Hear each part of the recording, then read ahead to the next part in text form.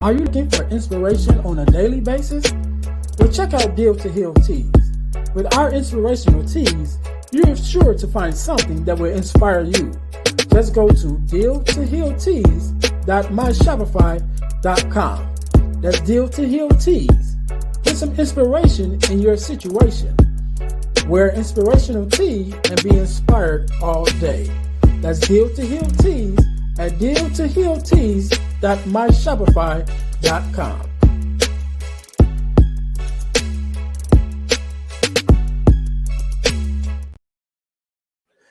Hey guys, this is Ernest James, host of the Deal to Heal with E. James podcast, and I got a question to ask you. Could you buy me a cheeseburger? Better yet, could you buy me a value meal? Yes? Well, guess what? I don't need a value meal. However, for the cost of a value meal, you can support this podcast to keep us on the air.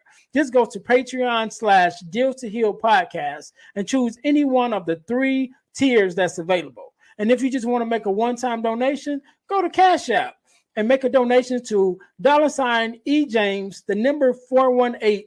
Make a one-time donation to the Cash App, or again, go to Patreon to support this podcast and keep us on the air. Thanks in advance. Be blessed.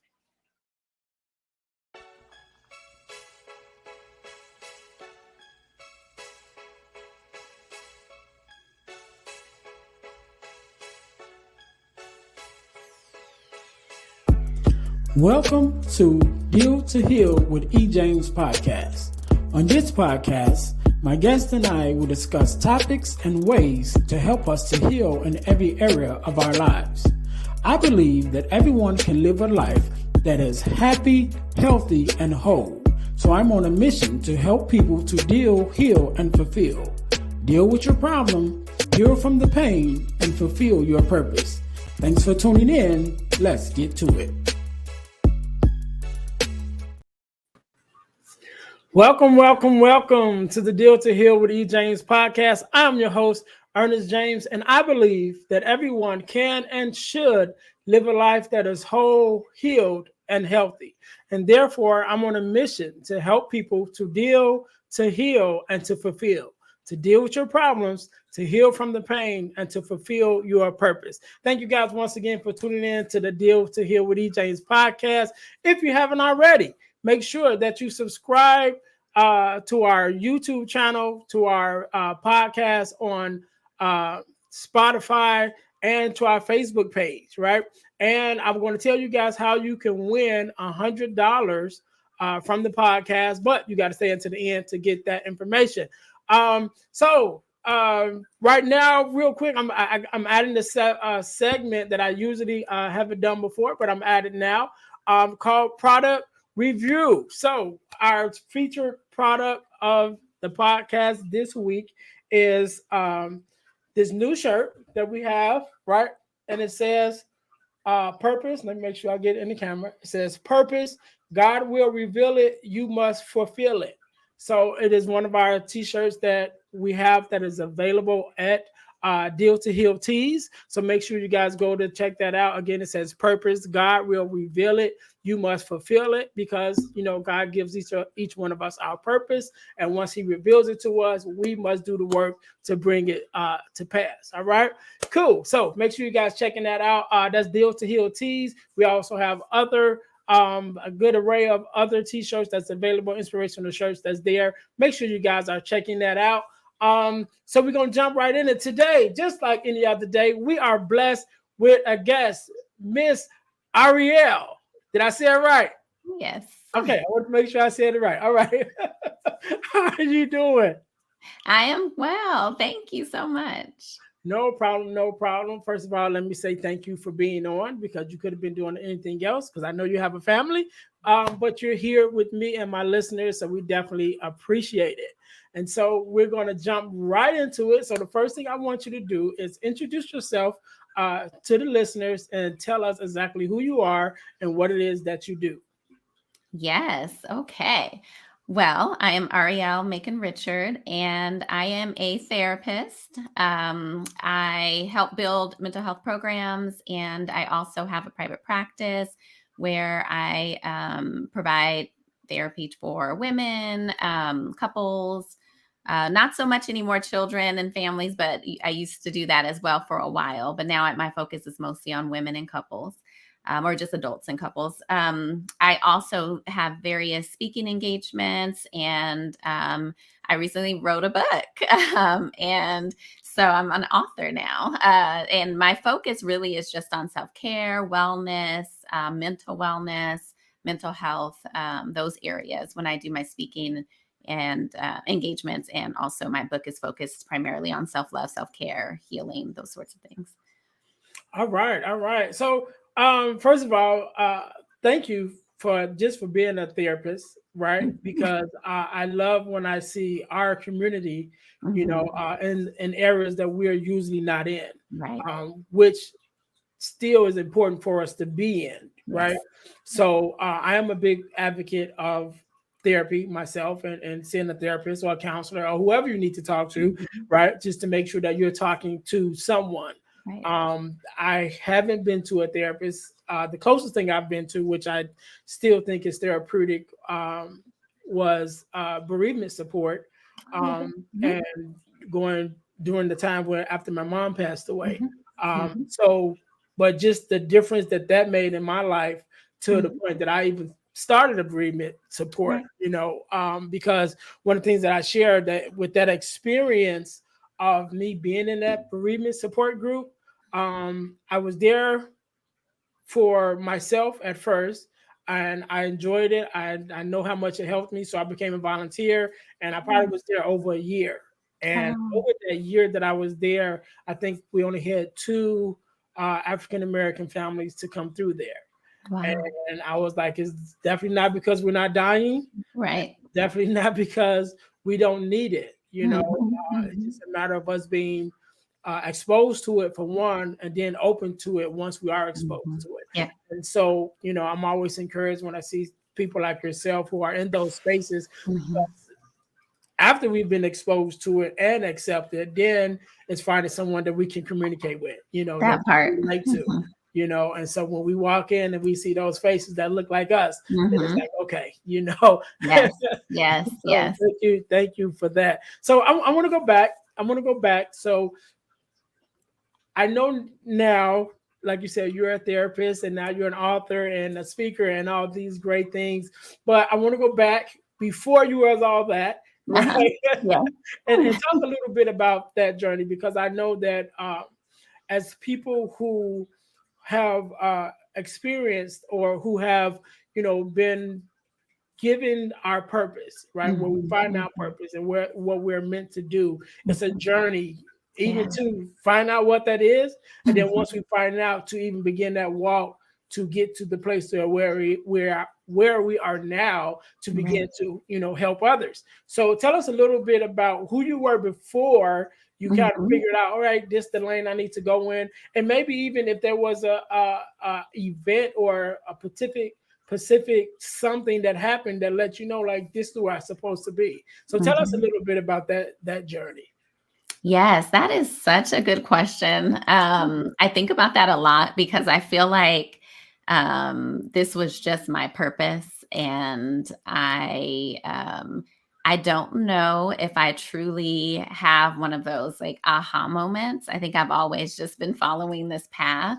And I say that because even when I was a kid, I just knew I wanted to help people. I didn't know how or what or exactly, right?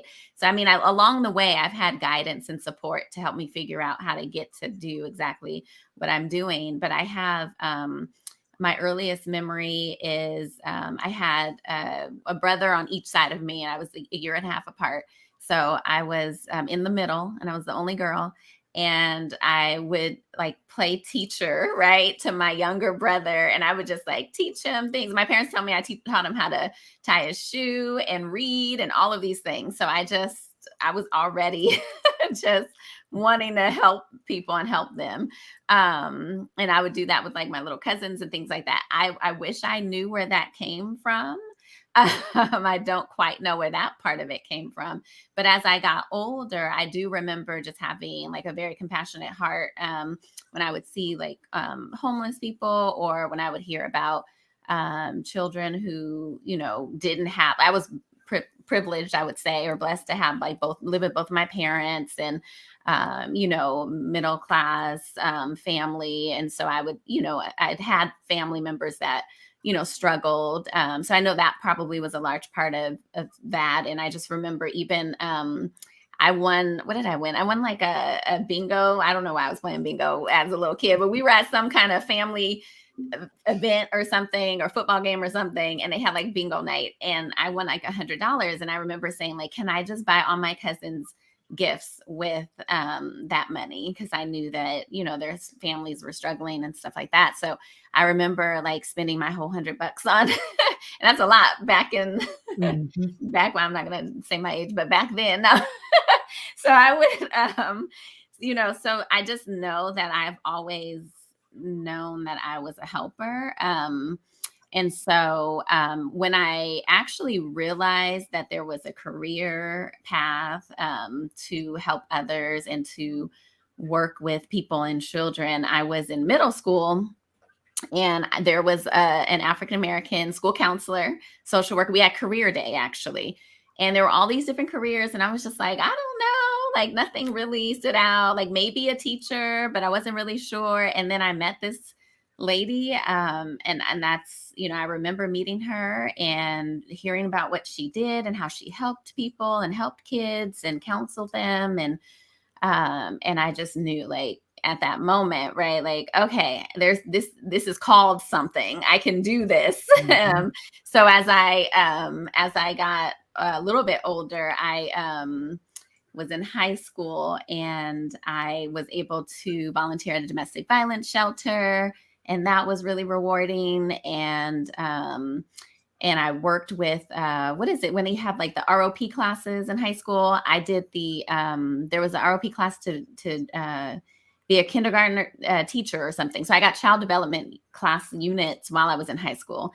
So it's so interesting because everything that I did was like always leading up to kind of doing this work. And then I actually went to therapy myself when I was in undergrad, because we had some different family challenges during that time when I got a little bit older. So I got my first experience with a therapist. And from there, we had some different mental health challenges in my family while I was in grad school. I mean, not grad school, while I was in undergrad, getting my degree in psychology. So that was kind of helpful for me to understand what was going on with my family member, while at the same time I was learning about it, and just kind of grew my passion even more to work with individuals more on mental health. And it's really funny because I was just telling this story earlier to someone, and I was really good at math in high school. And my mom would tell me like, oh, you should be an accountant, like you can make so much money, and just all these different things, because she knew I had, the skill in math.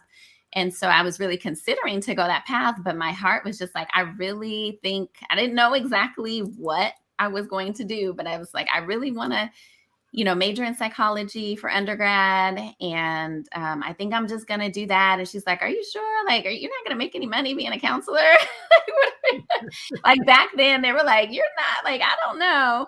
And I was like, no, I think this is what I want to do. And so I followed my own path, which I am very happy that I did, because I cannot imagine, what that would be like to not have done so.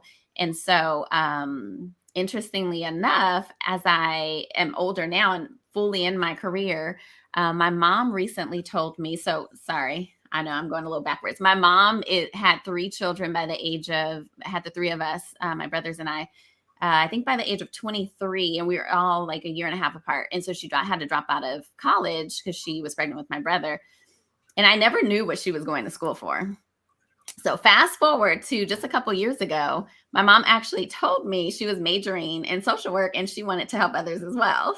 So I was like, wow, how powerful and just amazing. Like I almost went a completely different path. So part of me feels like this was just maybe, just in my path and, part of my life, and kind of fulfilling her path as well without even knowing it. I wasn't in any way pressured to, and, we just we're very similar in different ways. So I found that out and I was like, why didn't you ever tell me that? And she's like, I don't know. It just never came to me because that was like a whole lifetime for her ago, when she was Right. thinking of going that path and she just didn't. So she worked for ended up working for the telephone company. But yeah, so that's a very long story about my journey.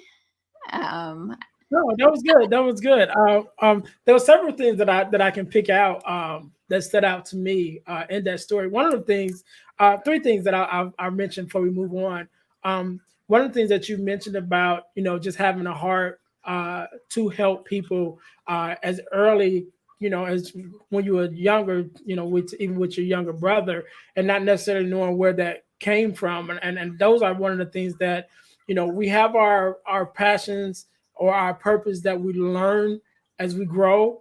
And then there are some of us that have our passion or our purpose that is given to us from birth, Yeah. and we don't know where it comes from, just like we don't know where our gifts come from. And so even myself, sort of on that same vein, right? So growing up, when I was younger, for whatever reason, and I've come from I'm a PK, so I come from a family of preachers and pastors. Yet and still, my voice, most people say I have a decent voice now, but I always had a light voice, right? And I was always made fun of for my voice and things like that. So that made me hesitant to talk, right? I just was real quiet and, kind of didn't speak a lot because I didn't want to be made fun of for my voice. Yet at the same time, in my mind, I always saw myself as either a preacher or a speaker, right? Even though not really, it's sort of, I don't know, it's sort of like not taking it serious because I was afraid to speak. But in my mind, I kind of seen myself as that, So fast forward years later, now I can say as a minister, a pastor, assistant executive pastor that I was, even at one time, it's kind of all comes full circle. And like I said, we don't know where it came from. It just was one of those things. So that was one thing. The other thing is you talked about the career day, and I'm a bricklayer by trade, right? And so same thing going back to, I remember my earliest thing that I built a go-kart, right? I don't know how I built it. I don't know how I knew how, just to come up with the concept. And my dad was a mechanic, so he had all kinds of tools, but at the age that I was, because I think I was maybe in like second or third grade. Oh, wow. But I remember like building this go-kart on my own. Okay. And it actually worked. I had wheels on it and everything. And I think back now as an adult, it's like, I don't even know how I knew how to do it. Right. I don't even know how I knew how to use the tools. You know what I mean? Like I knew what a saw was, but at that age, it's like, I didn't know how I knew how to do it, but I did. And so that was one of the things that stuck to me. And similar to what you said, it wasn't necessarily a career day, but we were doing a career report when I was in 8th grade. And it was like, all right, think about what you want to do as a career and, research it. And then we had to do a paper on it. And so I knew that I wanted to do something with construction because I was already building stuff and things like that. And so I started looking into it and I came across bricklaying and I was like, all right, that's what I want to do. And so here I am. That's the path I took, And so it's like, once you find that thing, and it's easier, like you said, everything kind of led up to where you are now, because I think once we find that purpose, and once God reveals that purpose to us, then it's like, all right, now we know. And now we're taking it serious, then we can line everything up. It's like, all right, and they just go dot to dot to get to that place that we're trying to get to. And I think that's amazing. So that's similar stories with us. But so now I want to get to talking. I want to talk a little bit about the book, which is the reason why we're here, to talk about your book. And so what is the name of the book and what is the overall theme that you were trying to get over in your messaging? It's The Power in Choosing You, A Woman's Guide to Guilt-Free Self-Care. That's the title of it. And the thing I'm mostly trying to get through to women, and really it is a book for everyone, but Mhm. I target it towards women, and there's a lot of references because I am a wife and a mom of two little girls. And so, Mhm. I always say I kind of, in a way, wrote this book for them in their future, and then for all women and little girls. So it really is just about self-love and self-care, and getting onto your path, finding your path, and giving yourself permission to love yourself and to care for yourself. And as someone that, like you said, was born a helper, I had to make sure I realized and found my own path to making sure I was taking care of myself as well, and not only taking care of others, and finding that balance. And then a lot of individuals that I work with and support, we just have a hard time doing that, and that's unfortunate. And so I'm hoping that I can reach people and help them find a way to make sure that they are caring for themselves well, and that we're thriving, especially as a people, right? So that we're thriving instead of just surviving. Yeah, and so it really is a topic that's it's not specific to any person or gender, Right, should I say? And right. so, from my own experience, as like I said, I'm a PK, I'm a preacher's kid, a Hmm. pastor's kid, and just growing up and watching, the pastors in our family and the preachers in our family, and even when I, moved out on my own and joined the church, and watching the pastors who I was under and how much they gave of Yeah. themselves. Hmm. It really is, when you have a servant's heart, Yeah. and you have a heart for people, sometimes finding that balance of Hmm. how much do you give before Yeah. you replenish. You know what I'm saying? Hmm. How much do you pour out before you replenish yourself? And so I definitely, I've had this conversation several times, and this is a conversation that I like to have.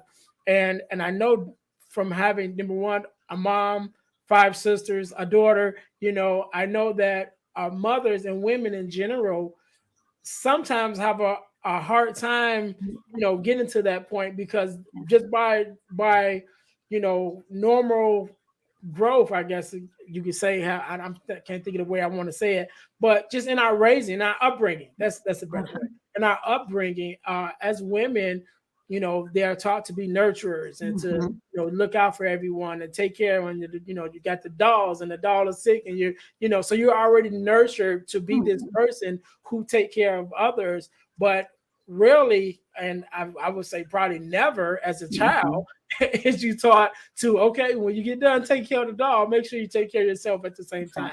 Exactly. And so, how important do you think is just the message, not just only the message, but the actual activity of self-care, is to just adults in this day and time? Just how important do you really think that is? Yeah, I think it's 100% important. We are overstressed, overworked, over everything, right? There's just a lot going on, and the stress actually can impact our health. And I think there's so much research, and a lot of people are starting to realize that now, that the stressors in our body and our brains, that actually can really harm us and give us illnesses. So not only that, though, but just we're not living well, and setting boundaries in our lives, and having fulfilling lives and relationships, and being fully happy. And it's important that we are able to do so, and we have a privilege, right? Like our ancestors, especially us as Black people, our ancestors did not have the privilege to be able to Mhm. have the information to take care of ourselves.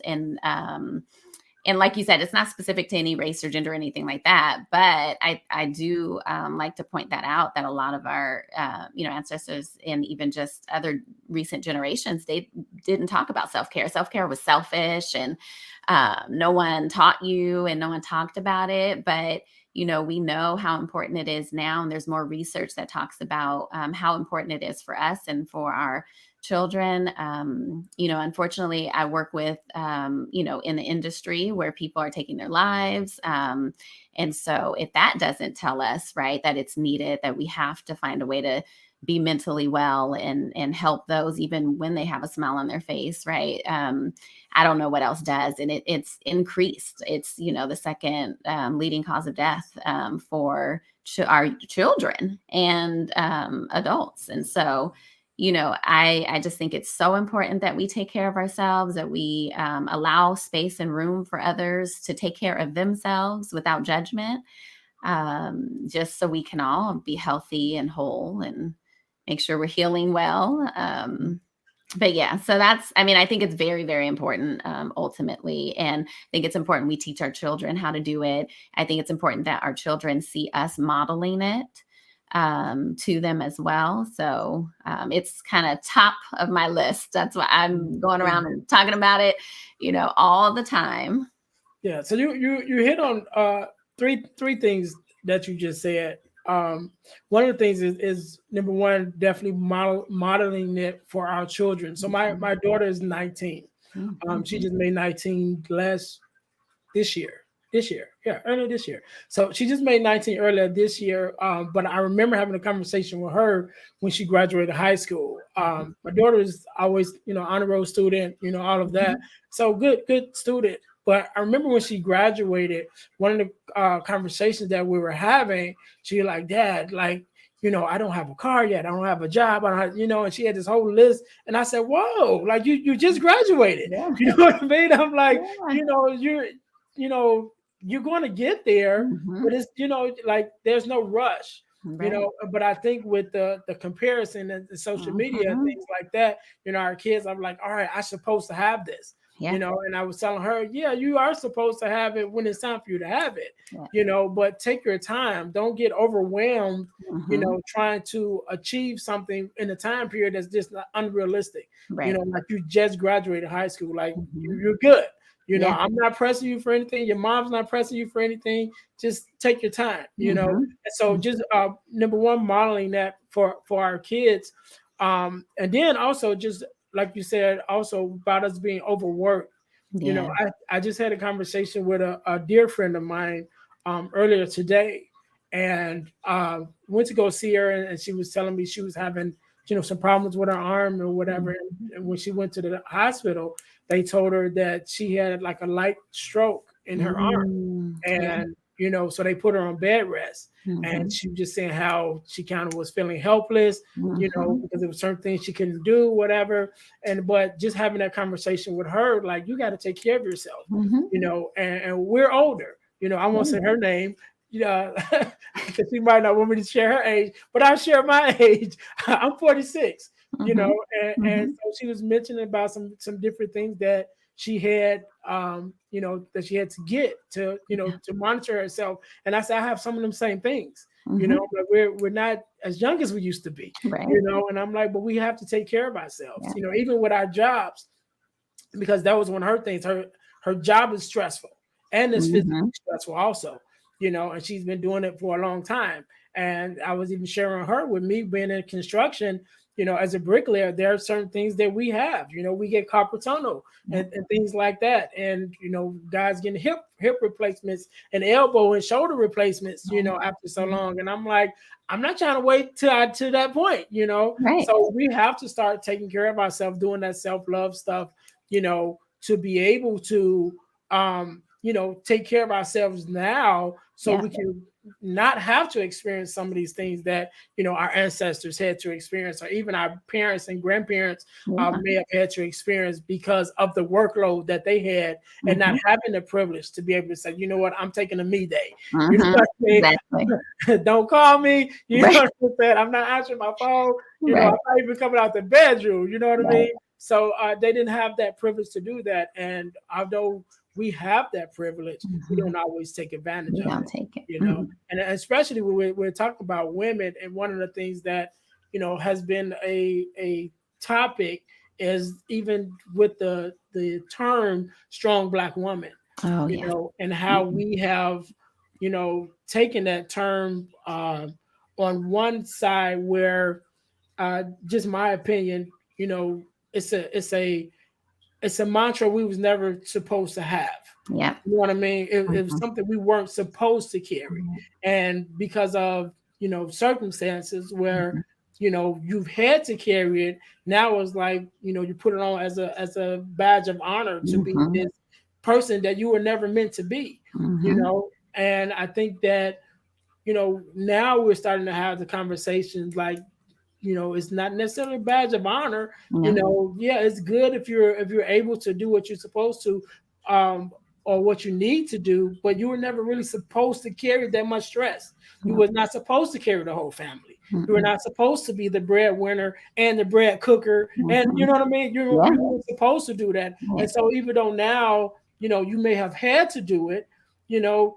I think one of the things that you talk about is taking off the cape. It's Mhm. like, yeah, you have to be able to take that off and be Mhm. like, hey, look, I'm just me today. Yeah. You know what I'm saying? And be okay with doing that. So what is your, just your opinion on that, even that understanding of, yeah, it's one thing to be strong and, do what you have to do, but also recognizing that even in the midst of that, that was the burden that you weren't supposed to ever carry, Mhm. have to carry Mhm. it by yourself.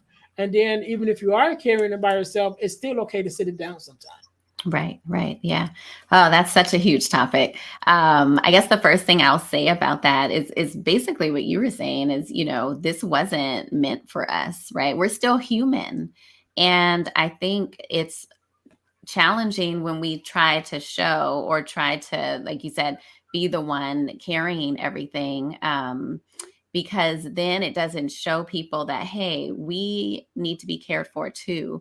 We are human beings as well, right? We're not these mythical, creatures.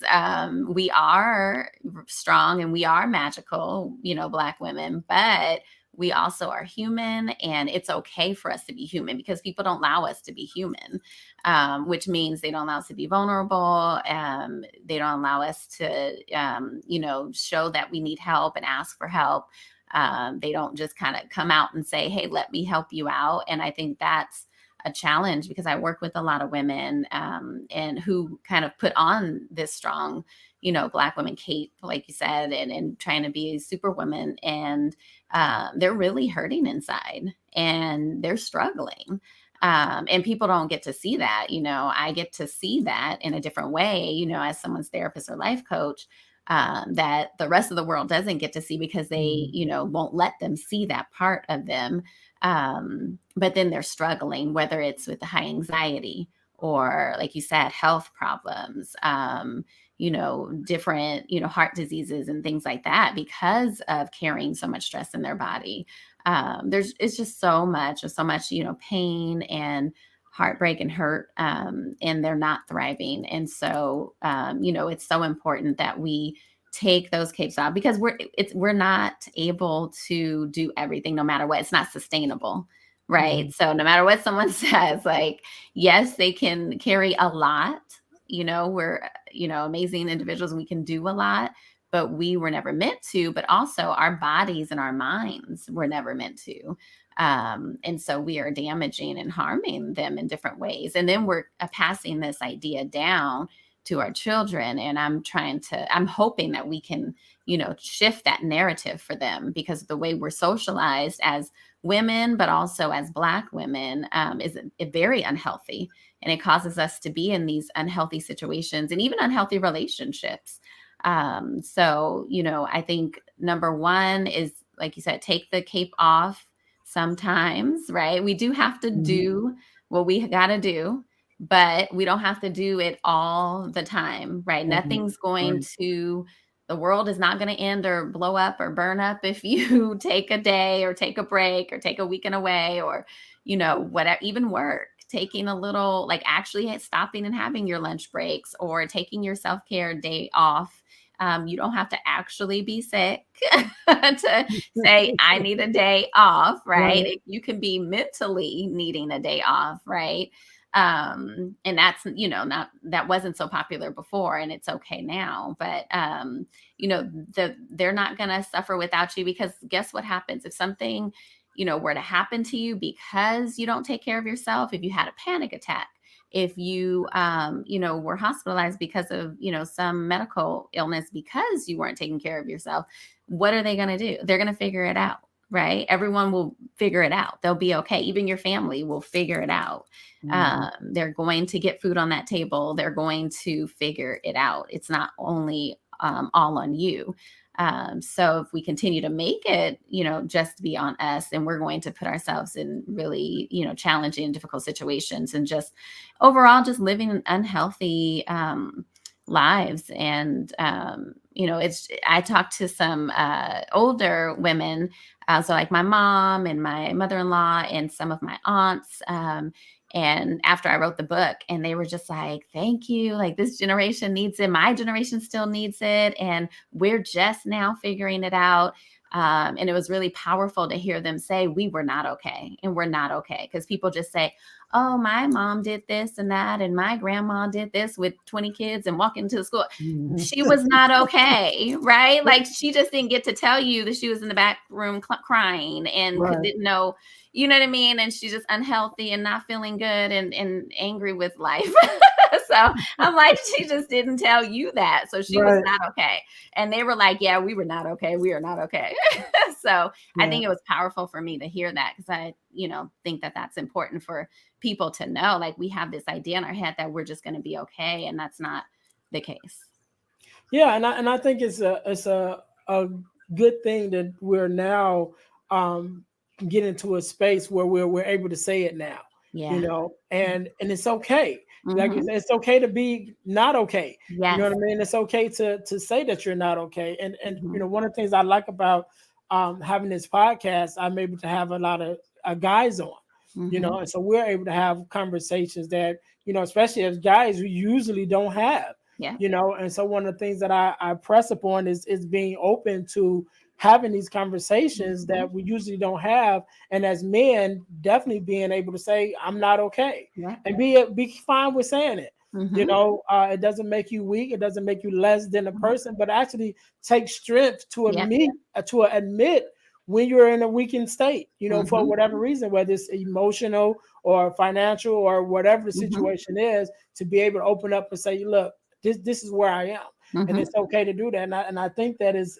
good that we're even in a place now where we're allowing ourselves to be that vulnerable and say, you know what, I need some time. I need some time to myself. I need some time away from the job, and even I need some time away from the family at some times. Like I said, I'm 46 now, right? And so a lot of my friends, and including myself, we have adult children now. So that's a whole nother, that's a whole nother amount of stress. It's one thing to have children that you have to take care of, but now when your children start to make their own decisions, and then you got to watch it from the outside and just like, oh my God, what are you doing? You know what I mean? And then sometimes you get those phone calls, and those phone calls never stop. Like, mom, I need you. Dad, I need you. But like you said, they'll figure it out. Even if it's just for a day or a week or how much time that you take, they'll be okay. Like, everything doesn't always have to be on you. And I think, especially as parents, we take a lot of that responsibility on. It's like, we got to hold the whole family together. And if something happens to me, everything is going to fall apart. But I think if we actually take a second to even thinking about that statement, if something happens to me, so that means that you can afford to not be around. You're going to have to take some time for yourself to make sure that you're able to be around, and in a healthy state, not just around, but be around and be healthy, both physically and mentally. And I think that takes some thinking about, what I mean? Like, we have to, plan it. If that's what it got to be, like, look, I'm telling all y'all this week, I'm not going to be available next week. And having those conversations. But I think a lot of it is really getting ourselves to be able to say, you know what, it's okay. And then once we can accept it for ourselves that, you know what, I'm not hurting anybody. Because I think, like you said earlier, that at one time, to be able to take care of yourself, or to even think about yourself, was seen as a selfish gesture. but now I like to say it's not selfish, but it's selfless. Yes. Because if I can take care of me, then I can be better for you. Right.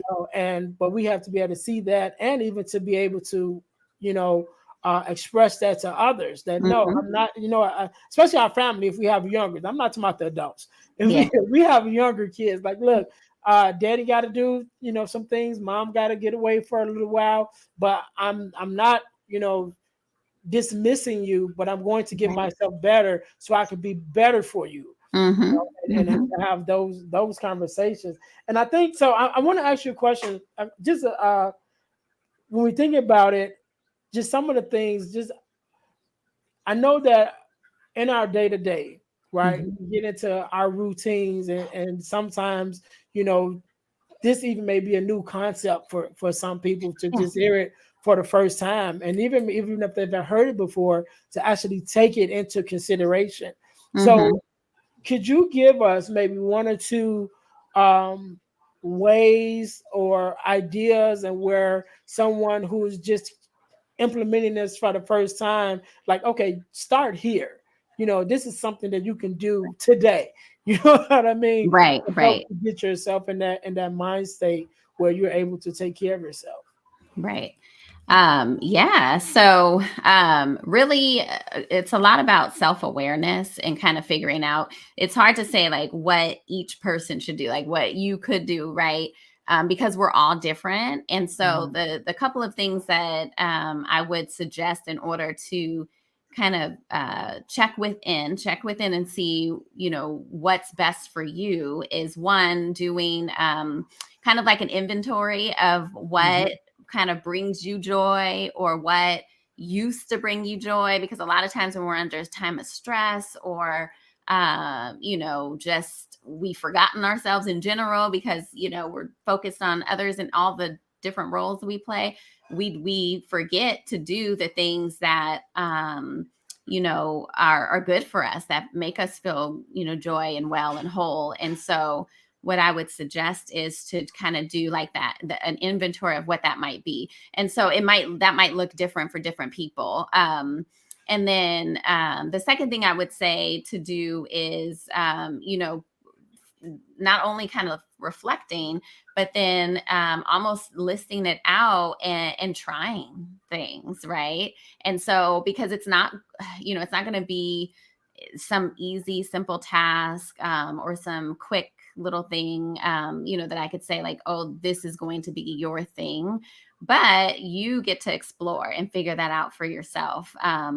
And then implement it, and you get to explore different things and even new things and figure out how it's going to work in your schedule. So that's kind of like the first, I guess, kind of guidance I would give. Mhm. And then of course you can check out my book for help with that, and shifting Right, right. mindset as well, right? Shifting mindset, how to be self-aware. I have lists of different things for self-care and wellness in different domains, whether it's physical self-care, social self-care, relationship self-care, career self-care, all of those like wellness areas. So that way it gives you some different ideas of how to find those activities. If you're just like, I don't know, like, where do I start? What do I do? But then, in general with like where to start, just a couple quick things is put yourself on your calendar. That's a huge thing that I really promote and say. And so, that may look like adding, a new yoga class on your calendar once a week, or putting that you're going to do like a 10-minute meditation, before your bedtime routine. So starting like routines is really helpful as well. So something in the morning or something in the evening can really be, easy to quickly implement if you don't have self-care in your life. And so that, again, that might look like carving out 10-minute meditation or prayer or just sitting in silence. It could look like taking a bath. It could look like picking one day. So I have like Thursdays are like my day, and I'm like, pretend you don't know me, right? That's like my phrase for my family is like, I love you all, but pretend you don't know me this evening. And I do like my bath, and or I'll watch my show, or I'll have my glass of wine. It really just depends on what I'm feeling that day and what I do just to, unwind in a different way and just by myself. And so It could, look like just something as simple as that, but I make sure it's on the calendar. And so I know it's going to happen and they know it's going to happen. And just like we carve out time and put everything else on our calendars and our to-do lists, we need to put ourselves on our to-do list as well. So that's like a huge, place to start. So either putting yourself on your to-do list in some kind of way or doing a morning or evening routine and incorporating something that feels good for you. So I would say those are like the quickest, easiest ways to get started after you do some of that like mental work, right? And awareness work. Good. I know one of the things that you said that I like that is even on my list of things to do is to check in with yourself. Mm-hmm. And this is a conversation that I've been having recently. Again, I'm 46 now, right? And so my daughter is the youngest of my children, who she just made 19, right? And so going from in my 20s, right, when I didn't have any kids, right, to becoming a father, to raising children, to now 19 years later, my daughter is at the point where she's stepping out as a young adult. I'm in a new place now, right? And I'm not that person that I was before I had kids. I'm not the person that I had when I was raising my kids, right? And so now this conversation I'm having with my friends is like, this is where we are, right? We have to take the temperature of who we are now. Who am I without the kids? Who am I without the wife? Who am I without the husband? In this new space of just learning who we are and being okay with that, right? And so definitely checking in with yourself. Another thing that I advise is to guard your gates, right? And so whether that's your eye gates, your ear gates, the things that you're taking in, you know what I mean? And guard your physical gates, who you allow to get close to you. So we're guarding what we're listening to, guarding what we're watching, because especially when we're asleep, a lot of times because of the things that we consume during the day, when we go to rest, to sleep, our minds can't even rest because we've taken in so much stuff that our mind is thinking about what I was watching on Facebook or Instagram. And, some of the images that's being presented that we indulge ourselves in is not good for our spirit, and it's not good for us mentally. So we got to guard our, eye gates, guard our ear gates, the things that we allow into our spirit. And like I said, also in our physical gates, who we allow to come, who the people that we're allowed to come in our vicinity, that we spend time with, because there are some people it's like, what, I can only be with you so long. Right. I mean? Yes. Especially in our families. And a lot of times, and I would say this, a lot of times in our families, we feel bad about it. But at the same time, like I tell my friends, like, look at it for what it is. Right. You got that one brother or that one cousin. You love them, but after y'all being together, maybe about 5 minutes, it's gonna start doing this. Right. Look, did within 5 minutes? Okay, before this 5 minutes up, I need to be out. You know what I mean? Yes. And so we have to think about that and put those guards in place. And then my last thing that I would say is just find a community where that mindset is embraced. Like yourself, with your book, and a community of women or people just in general that makes it a priority to take care of themselves, because now you find that safe space where it's okay. And again, that begins to open up your mindset that what, it is okay for me to take this time away, and to invest in myself, or and give myself a day of peace and a day of rest, or whatever that is, So so we just trying to get to that place. So man, Ariel, I thank you so much for being on. Right, thank you for coming in. I want you to have the last word, right? And you can leave us with a word of advice, whatever. Actually, before we even go there, is there anything else just about the book, specifically, or even about your coaching program or anything like that you would like to share? I would like to give you that opportunity for that first, before we even get to anything else. So, is there anything specifically else that you would like to share that you would like us to know? Okay, I do. But you know what? You said something earlier and I didn't get to touch on it. So I wanted to say something about it. Okay. No problem. Go For the ahead. Go listeners, because this comes up so much. But the piece about doing everything for people and feeling like we have to do it because they're not capable or not even capable, sorry, but that they will suffer, right? If we're not there doing everything. I wanted to say it's so important that we show people that they are capable, especially people in our family and especially our children, because the more we do for people, we make them sometimes feel like they're not capable of doing certain things for themselves, and even at work too. So the more we do it, the more we're kind of saying in a way, right? Like, you're not capable of doing this. But then it's also not teaching people how to be self-sufficient and capable of doing certain things without you. And a lot of times that comes up in whether I'm talking to people with children or I'm talking to people who like are running their business and they're like, I can't leave it in anyone's hands. It's like, that's a problem if you cannot leave something in someone else's hands, because are you teaching them how to do it well? Or are you just taking on the reins, right? What can you let go of? Because people are capable of doing things and they need to learn certain skills, right? Especially like our children and our spouses or partners, they have to be able to handle certain things just because they need to do it. They need those skills, right? And we need to know that they're capable. So I didn't get to say that. I wanted to say that earlier. So I just wanted to put that out there. I don't know if that'll hit different for someone hearing that, but I wanted to kind of share that's another reason why we don't just take on everything ourselves, because other people need to know how to do things. So all that to say, I think that's good. I think that's good. I just wanted to say this real quick. I think that's good, especially when we're talking about our children. yes, Because I think a lot of times, even in my experience, growing up, we have some hardships or some situation in our families which propels us to go real hard, right, and because like I don't want my kids to go through what I went through. But right, some of the things that you went through built your character, yep, built your work ethic, built your to be able to adapt to your changing environments. right, And sometimes we take that opportunity away from our children yep, to learn those skills mm-hmm, because we want to be so protective to make sure they're not, feeling any kind of hurt of whatever, mm-hmm, And so I think sometimes it's a disservice that yes, we do our kids when we yes, over do ourselves, should I say. yes, We're doing too much. yes, We're protecting too much. yeah, Sometimes it's okay, let them fall down. Then they know that they can live through it. exactly.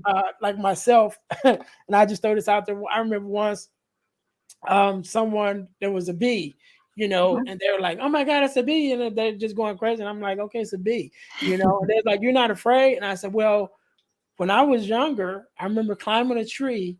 There was a wasp nest in the tree, Uh-huh. which I didn't know, and my cousins was with me. We didn't know, right? Okay. So we climbing trees as young boys Yeah. do, and this one wasp come down, and it's like, you smack it, like, get out of here. Next thing you know, it's like 50 of them, and he's like, man, you getting stung, and we jump out the tree and run home. We got wasps falling out our clothes and everything, and even though at that time it was like, oh my God, I got stung. Mhm. But from that day forward, I wasn't afraid of getting Yeah. stung anymore because it was Yep. like, I'll be okay. At Yeah. the most, it's going to be, it'll be a bump or Yeah. whatever. It's going to hurt for a second, but I'll live through it. Be okay. And so those same things with the things that, although we want to protect our children from some of those hardships, we don't want them to get stung. But at some point, it's like, all right, you need to get stung at least once, just Yeah. so you can survive it. You know what I Exactly. mean? And to be able to have those. So I just wanted to throw that because I think that was a good thing that that you pointed out. And so again, Ariel, I want you to have the last word and the last say, um, and to be able to definitely give us your social media handles and the areas where, excuse me, where we can work with you and things like that. So I'll give you a chance to think about that. And of course, leave us with a word of wisdom or Yeah. encouragement, that's on your mind. So I'll give you a second to think about that. To my listeners, you guys, thank you guys once again for, sticking around with us and having this conversation and enjoying the conversations. I know I've enjoyed it. But I told you guys that I would tell you how you can win $100 from the podcast. And so you can win $100 from the podcast by joining our super subscriber contest. So what does that mean? You must subscribe to our YouTube channel, our Facebook page, and our podcast on Spotify.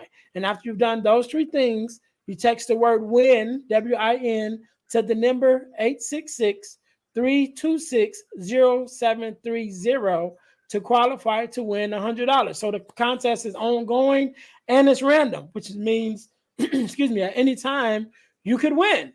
You know, anytime I can pull a name and say, hey, this week we're giving $100 to whoever that person is. But in order for you to win the $100, you got to subscribe. So again, that's entered our super subscriber contest by subscribing to our YouTube channel, to our Facebook page, and to our podcast on Spotify. Then text the word WIN, W-I-N, to the number 866-326-0730 to qualify to win the $100. Ariel, thank you so much once again for being on. I really appreciate you coming on and sharing your time with us and your expertise. And I will give you the last word and you can have it. Yes, thank you. I just want everyone listening just to remember that they are worthy and deserving of caring for themselves, and to always remember that. And you don't have to get permission from anyone but you to take care of you. No one else is going to know fully how to take care of you.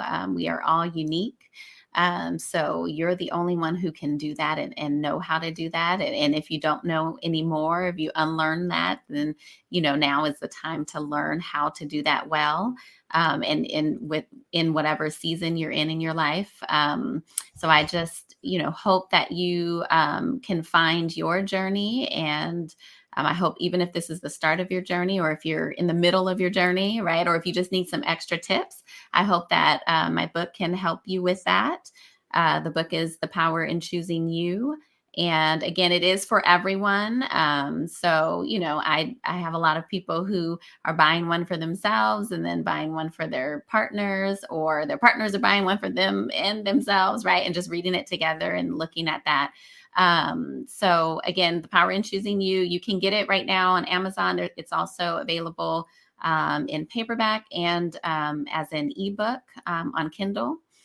And you can find me on Instagram at yourhappylivingsolutions. And then I'm also, my website is yourhappylivingsolutions.com. And if you'd like to message me on there, you can, or on Instagram. If you can purchase the book through there too. You also can book me for a speaking engagement. I also have spots open for some coaching services as well. So that's all available on my website. All right. So we can't end it no better than that. To my listeners, thank you guys once again for tuning in to the Deal to Heal with E. James podcast. Well, our mission is to help you to deal, to heal, and to fulfill.